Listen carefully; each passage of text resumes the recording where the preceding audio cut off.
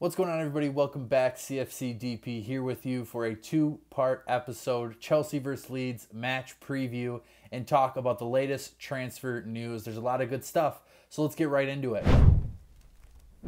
Okay, so let's break down a little bit of what we might see from Chelsea in the game against Leeds. I suspect that Chelsea is going to operate very similarly to how they did last week. I think it worked really well. I think Tuchel really rates specifically Ruben Loftus-Cheek playing right wing back and Reece James playing right center back. I think this was something that people saw and really noticed and ran with, is Tuchel's ability to switch from his traditional 3-4-3 out of possession and a 4-2-2 in possession, where Ruben Loftus-Cheek comes into the midfield. Reece James has the ability to go and play a right wing back role, and he has enough cover from the other two center backs in Thiago Silva and Koulibaly so that they don't get really beat on the attack. I think that's going to be really important to see if this is something that Tuchel tries to keep moving forward with, because I think it opens a lot of options for Chelsea. So I wouldn't be surprised if there's too much change there. There will be change in the midfield, however. N'Golo Kante is out for weeks, as Thomas Tuchel said in his press conference earlier today, and I think you could see Conor Gallagher make his first Chelsea start. Now, it's going to be a really tough situation for him on the road at Leeds. Huge rivalry game. Crowd will be after him. Playing a system that he's not necessarily the best in. But this is Conor's opportunity to really start to run and take over that position a little bit. So it'll be him and Jorginho in the middle, I suppose. I do think that Cucurella might start at left center back, and you will see Ben Chilwell play left wing back. Now, this might cause for a bit of concern, where you would see a player like Cucurella playing in a back four in attack, which would almost limit what he brings to the table. So you might not see that. I think maybe that their plan is to rest Thiago Silva eventually. But a tough game on the road against Leeds, it might not be the best opportunity. So you could see that where Koulibaly slides into the center. But I think you're more likely to see Koulibaly stay at that left center back position, Cucurella play left wing back, Silva in the middle, and Reece James at right center back. I think that it's going to be tough for Cucurella to play the left center back if they go to that 4-4-2 or the 4-2-2, because you're really missing out on what his best attributes are at the position. So if you were going to say, all right, you're going to play left center back and Chilwell's going to play left wing back, you're really missing at Cucurella's kind of point of him being out there. It's his ability to move the ball fast, whip in crosses, so on and so forth. So it'll be interesting to see how the dynamic of Chilwell and Cucurella is throughout the season and who gets what games. But right now, you can't take Cucurella off the pitch. He's had an assist in the last game. He nearly had an assist in this first game. He's playing really well. He's confident. Ben Chilwell is still coming back from injury. He will get his moments throughout the year. I am certain of it. But this might not be the time to do it. I think he will get minutes in this game. But in terms of starting, I don't know if this is technically the game for him to do such a thing. But I've been wrong before. I think up top, you are going to see Sterling, Havertz, and Mount yet again. Maybe Pulisic, because Pulisic has been kind of rumored, and we'll talk about this later, to leave Chelsea. And if he does, it will because of lack of game time. So you might see Pulisic play in this game ahead of Mason Mount, who didn't have necessarily the best first two games of the year. So I wouldn't be surprised to see Pulisic starting at right wing for this game, alongside Havertz and Raheem Sterling, who I thought both had pretty good games despite Havertz and Sterling's lack of clinicalness in front of goal.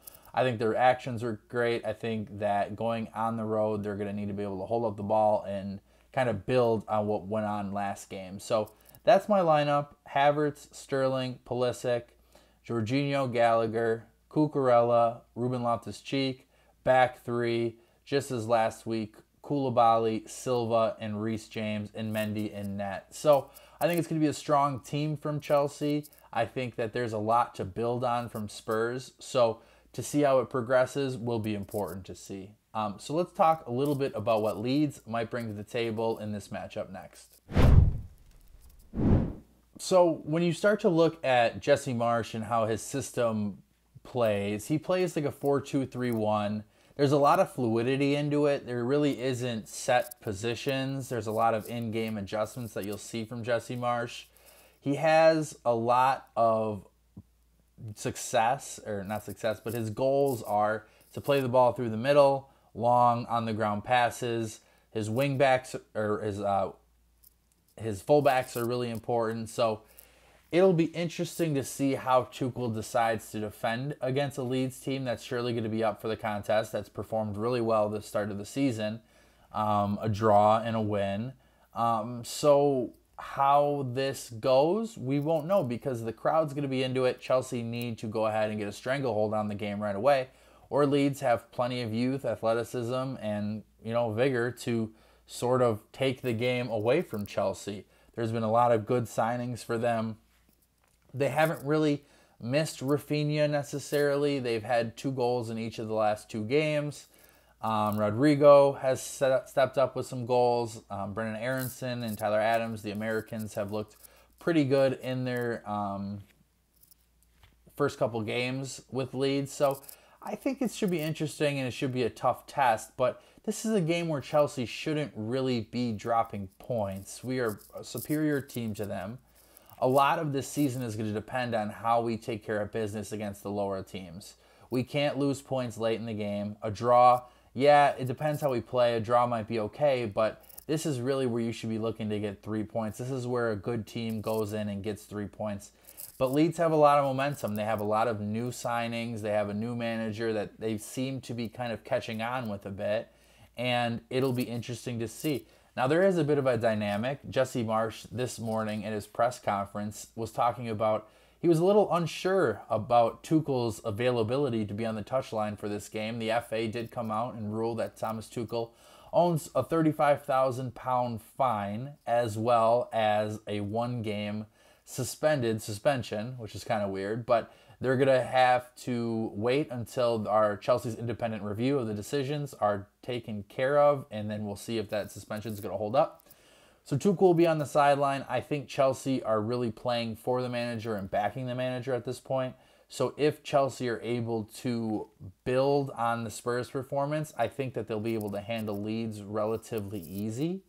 But we cannot overstate that Leeds are a growing team, a young team, and they are not willing to, they're not afraid to take risks. So they're going to try and smack us in the mouth, and we have to be able to hold still. So that's why maybe you will see Silva and Koulibaly in the back just for a little bit of reassurance. And through those through balls, you want somebody that can keep pace with Bamford, so you might see Reece James in that role. But it should be a fun and interesting tactical battle going into the game at Elland Road. So now I want to pivot a little bit. That was sort of your match preview portion of the episode. We're going to pivot into a little bit of transfer news. So we'll bring that to you right now. So the latest in Chelsea transfer news. I thought it was going to be a little bit more busy of a week, but it didn't really turn out to be such a thing. So Aubameyang's deal is moving slowly down the road. A lot of sources in Spain are saying that they expect the deal to be done. Barcelona is in need of cash, as we all know. They see Aubameyang as a free 25, 30 million euros, and they're going to try and maximize that as much as possible. The rumors came out today. Ornstein came out and said that the interest in Alonso is cooling. I don't buy it. They want the player, but they don't want it to take away from what they get from Aubameyang. It's not that easy. They need to be careful how they balance their books.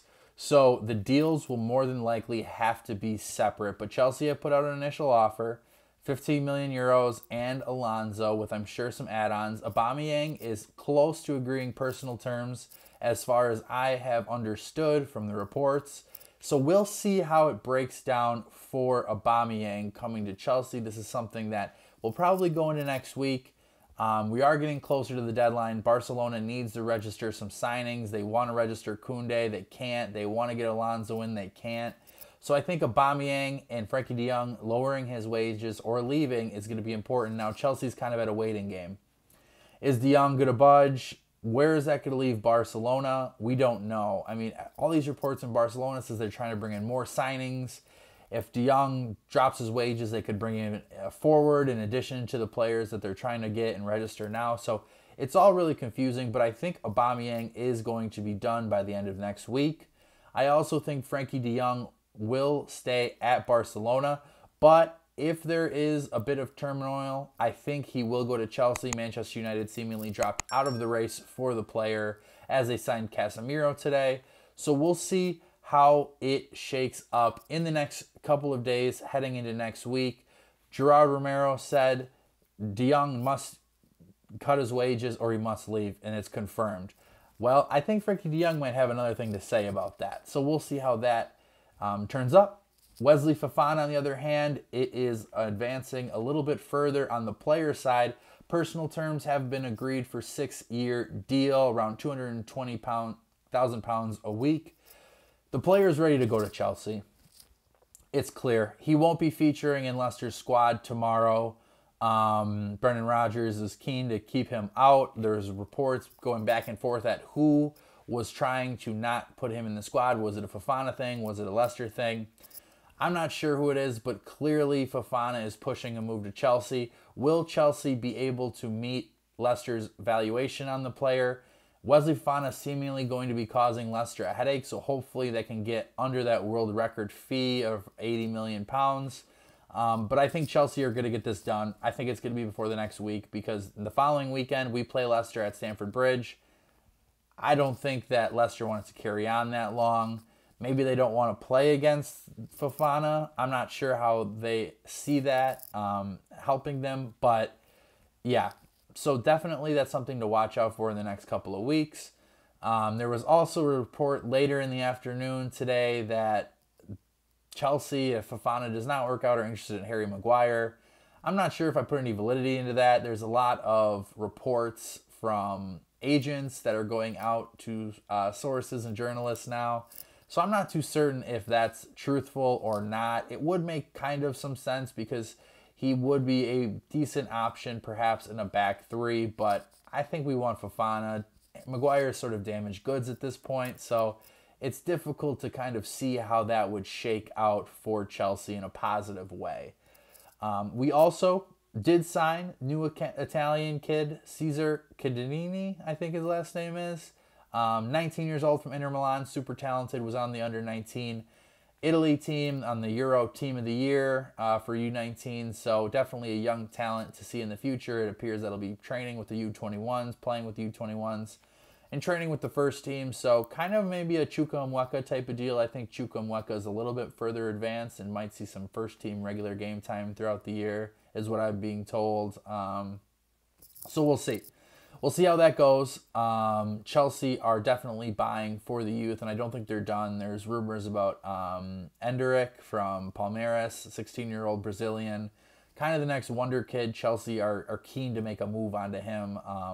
So we'll have to see. It would be about 2 years before he comes over to London, but it would be an exciting signing nevertheless. So I want to thank you for tuning in to the episode today. I have a little bit different of a setup, so I'm still working on the lighting and everything like that. But yeah, thanks very much for tuning in. Like, subscribe, follow to my Twitter, CFCDP1.